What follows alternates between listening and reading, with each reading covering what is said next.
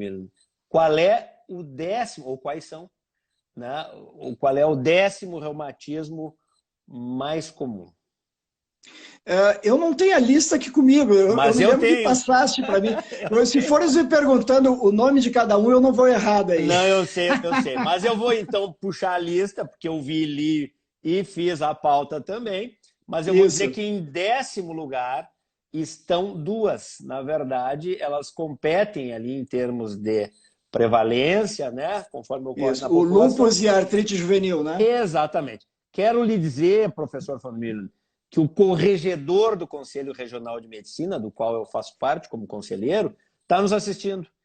E, Opa, e, excelente. e isso é uma prova de que é possível divulgar o conteúdo médico com qualidade, com excelência, com transparência e com correção. Não é verdade, professor?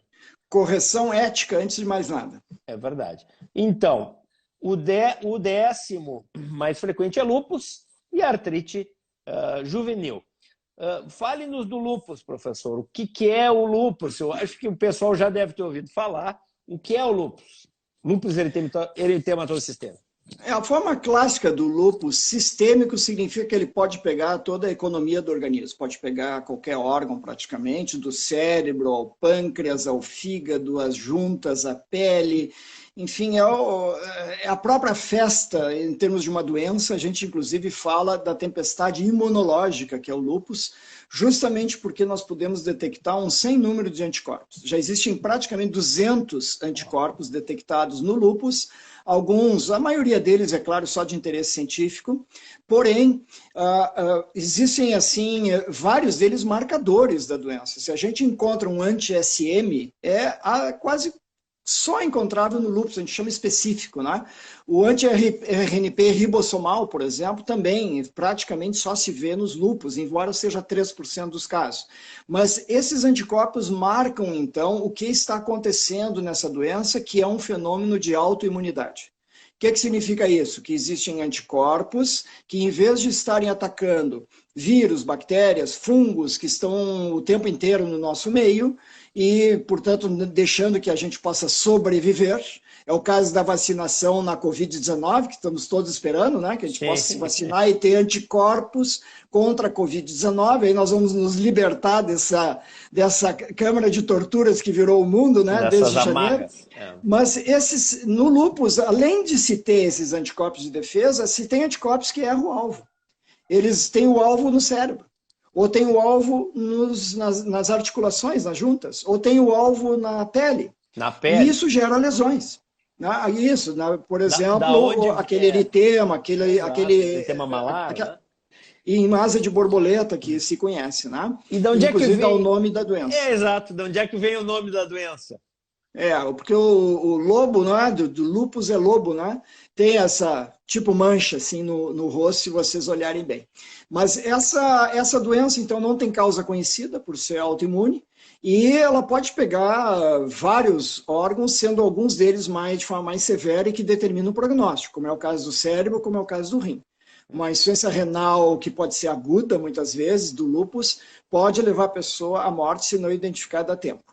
Uma pessoa com psicose, que interna no hospital numa ala psiquiátrica, deve-se fazer uma anamnese, um histórico muito completo com a pessoa, se possível, e com os familiares. Se os familiares, assim, não, doutor, ela está vendo coisas ali na parede, sonha com coisas que não tem nada a ver com a realidade, e ela está acordada.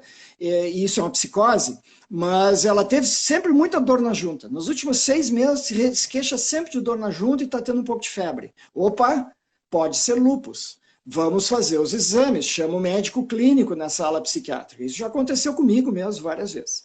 Então, não é um quadro de psicose psiquiátrica, digamos assim, e sim uma psicose orgânica causada por uma doença, nesse caso o lúpus, e, para já elucidar, tem tratamento, pessoal. Tem tratamento e as pessoas ficam muito bem, tá? Mas tem que se reconhecer precoce. Não pode deixar o lúpus evoluir, né? Correu solto, aí é mais complicado de se pegar. Não tem dúvida. A gente, claro, vai ter algumas perguntas aqui oportunas, né? As pessoas querem curas, né? E a gente já diz, há muitos tratamentos. Curas ainda é uma forma ambiciosa, né? de considerar o que eu falo, André, só pegando essa dica, eu discuto, quando o paciente me pergunta isso, nos reumatismos crônicos, artrite reumatoide, esclerodermia, polimiosite, lúpus, etc. Eu digo para eles o seguinte, olha, se vocês ficarem bem, não tiver sintoma nenhum, vida normal, com a família, profissional, etc., e pode até engravidar. Moças em idade fértil com lúpus, que estão bem controladas, podem engravidar. Tem vários exemplos, né? Famílias felizes.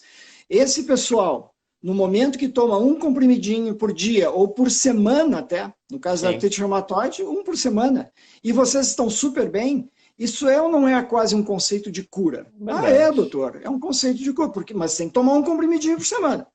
Aquilo lembra que a pessoa é doente, mas a pessoa não sente nada. Então, nós temos tantos recursos hoje que permitem uma vida normal. Muito bom. E sobre a artrite juvenil, se diz ainda artrite reumatoide juvenil? Isso aí tem mudado muito, sabe? Tem vários termos, dois já citaste, outros dizem artrite idiopática juvenil, outros falam artrites da infância. Tem mudado tanto porque justamente não se sabe a causa, não se sabe catalogar direitinho essas crianças, a apresentação delas é similar, tem algumas formas, né, claro, umas mais graves, outras menos graves, não é uma doença só, e por enquanto fica nesse saco de gatos, né, artrites idiopáticas da infância ou artrite idiopática juvenil. E esses casos, então, são desde aqueles que imitam a doença articular dos adultos, que seria várias articulações acometidas, incluindo mãos de forma simétrica, as dois lados, pés, joelhos, etc.